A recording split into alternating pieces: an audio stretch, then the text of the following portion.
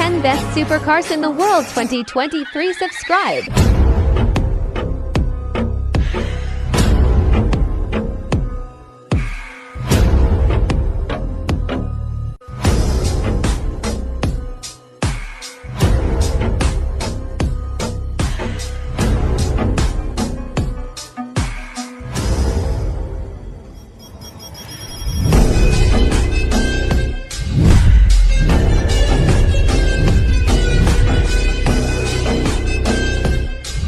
Subscribe for more.